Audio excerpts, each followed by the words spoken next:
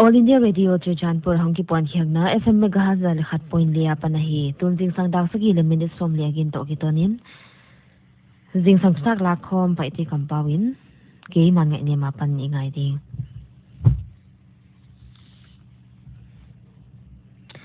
District Hospital at Dialysis Service that ding in Omta District Hospital Lamka zana panin dialysis service hoitakin function theta chi thoki zahi Dialysis belkal na sang tak neiti adinga kiket na che khathia mi hingte ikal kidney in sisan khisiang zel ma le kalna serious deutien dialysis poimo hi Prime Minister National Dialysis Program tungtonin District Hospital at Dialysis Service sepswa omhia District khangthua masapending in zana panzatin omtahi Dr. Zam Khopum Paite, physician and in charge dialysis clinic in Hoimesinti and Kaiding Hinkigen he. COVID-19 na naomziakin tu hasung ma function take na ding in State Health Society apan Bumlun Mangbolnam IS, Principal Secretary and Geoffrey IS, State Mission Director Le, Dr. Y. Prem Chandra Singh, State Nodal Officer in Panak Takinlaw Amauti Panlak na siyakin District Hospital in dialysis machine zang theta hin kigian hi. Janpur District Chilo, Thobal, Chandel, Senapati le, Bisnupur aling tu hasunga function ding hin kigena, COVID-19 patient de dialysis at kolna ding to kisayin, guideline ling bolkiakin omhi. ATR PFM in delimitation bot suiding lemsa. All Tribal Rights Protection Forum Manipur ATR-FM in Election Commission of India ECI Prime Minister le President of India Kianga Manipur Sensa Sangni Lekhatle Delimitation Act 2002 Pansana Delimitation Paiswak Sakding Bana Thaizang le Singtang Gamating Te Assembly Seat Neiza Akikim Ding Ahi Chingat na Anabol Uhi ATR PFM in Nipang Zahiam Paisang na Abolo to Kesaya Zana Office wa meeting in Delimitation Tungtang Bo Zuiding Telin Tupong na Bang Zahiam Ling Boluhi Wailaka Parliamentary State Assembly Constituency Te Bolem Ding ang na Teling de Zuiding Tulala Manipur High Court Delimitation Bolding de Ilauziaka Manipura Political Party Tuam le Polkin Khatin Public Interest Litigation PIL number 22, 23 le 25 of 2020 at Heluteu, Manipur High Court ma hinki counter ding, Civil Society Organization tom teki thwa pi na le nung thop nanget ding, CSO te to pangkhoma, nasep khom thi na ding ngim na in, zoni som thumkom sang ni som ni in COVID-19 SOP bo selawa delimitation of constituency tungtanggen khomna nei hiding trio hi akigen danin Manipura political party tomin leng apaisa juni som legok sang ni som ni a delimitation tungtona gen khomnawa sensa sang ni lekhat pansana delimitation and readjustment exercise omding de ilawin high court tungtona katna le nanding thupo ko hi hoidung soin Manipur high court a public interest litigation PIL Akhiak Lod Banwa, Supreme Court Tanpa, Delimitation Bola de Thuswa Ompin, Hol Sakding in Ling, at Nab Pelot Uhi. Viketo na High Quarantine Center at Kinyal Boy na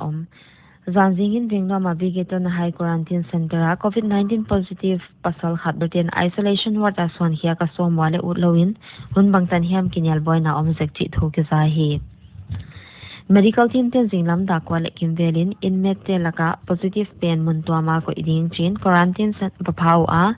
positive pen mundang ako inading a discharge process to holimpi dinga asap chiangun inmate pen pot khelawin doctor te ki mupi nuam lo hidanin ki gen hi waithua kinyal boy na pianga thiltung to ke sayin police team te sapahi dung soyun additional SB ni makainayin police team ten thiltun namun det pa uhi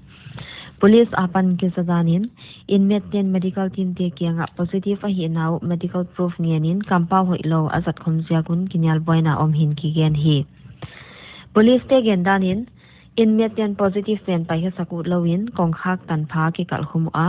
hunbang tan hiam a kinyal boy hitun positive pen district hospital isolation ward ko idingin pokyak somwa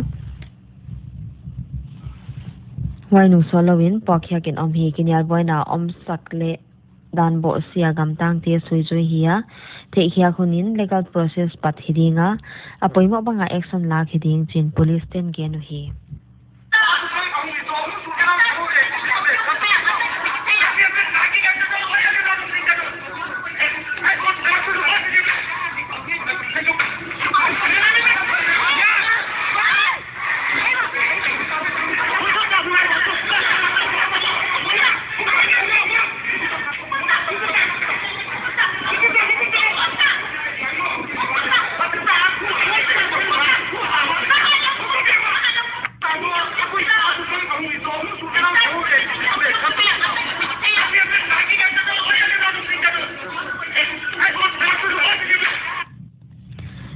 COVID-19 test result huwa news state Thuthak district sunga quarantine center khada silonga panhong paiki te kumsam le kwami pasal khat sample kilakhin himale alomte result so abhunin swak theilowa ni thumzo in sample mangsa kha ka om hin thune tian va saku hi sample mangsa ka om penin zanin news site kyanga thilomdan again danin apaisa zon ni likum sangi somni in silonga pan lamka mi somnga le go khongtungu a amaute happy heart kindergarten school bethel muna community quarantine center ko hiu hi quarantine center ani giata om khitun zoni somle ni in sample laginamu a zoni somle ko in mi somnga le ni result swagin na zakun negative a himale mundang li midang li te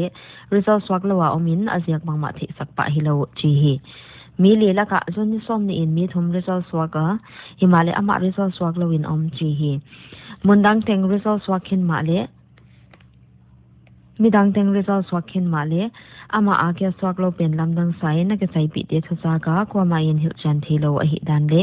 ama result swalo ziakin om pi dang teng leng pot sak thilo in om chi hi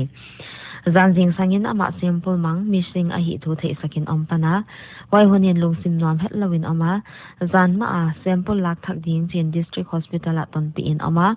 sample lak zo in quarantine center a ton ki nungin ama result pen mu khyak thaka omin negative chi thei sakin om chi hi he bang thil tung om huna medical department lama pan a hak sap naw top theina ding ginatak om lo pen poi sak thu gen hi CBI team in Congress makai ibobi thudon nani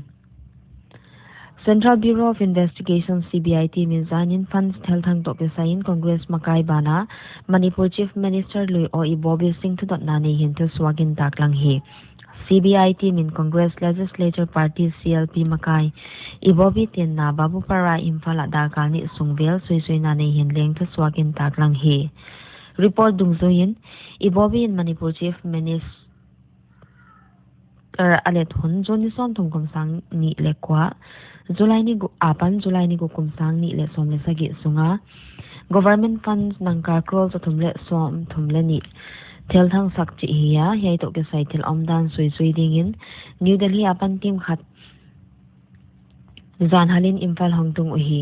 hei thu boy to ke sain Manipur Chief Secretary Lui PS Punia PC Lomkunga Onabaki Sourcing MDS Project Director Lui Waining Them le Administrative Officer S Ranjit Singh Minleng gen latin omhi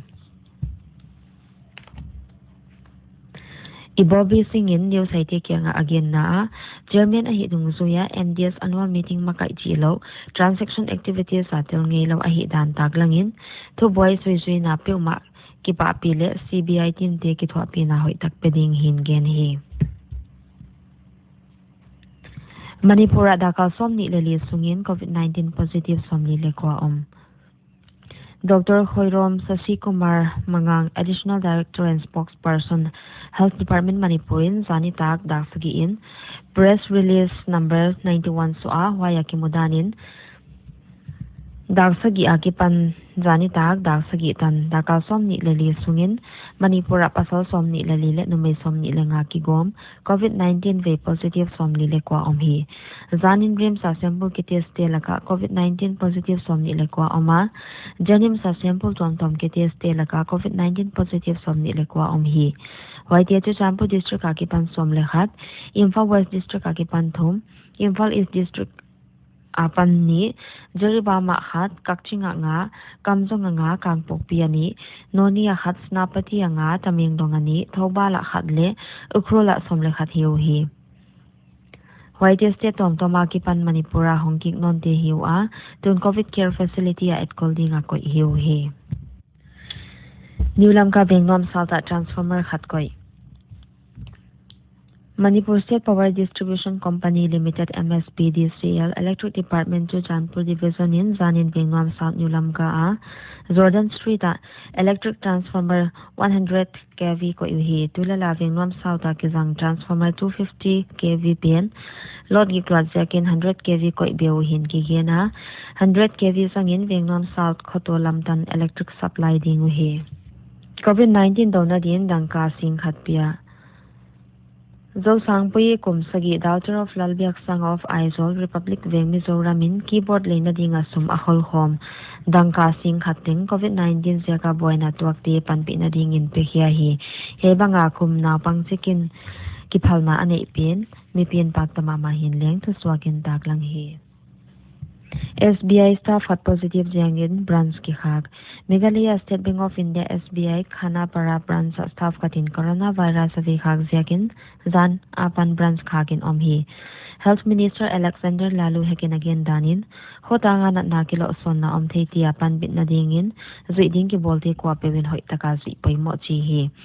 Tuni tan instead sunga coronavirus case somli leguk omta a waite laka mi si khat le active case li oma midang somli le khadam siang taw chi hi. Gas news SAS a meni soma panjoni som komsang ni somni tan Kimso April ni li apan meni som le gyat komsang ni somni tan Bungmal India na April somni le thumle somni le di komsang ni somni He pen home delivery kya hidinga Waibana SBL India na Mars ni nga panjoni sagi komsang ni somni tana booking 10 lakh hidinga He dealing point delivery kya hiding bana office number 9366376209 na Thuthak hiding hi Ole tu singsanga singsang Thuthak Lakkhawm isim hiak thele inga hiak the hiding ai ngai he tu te om nom le tu ni honzat nom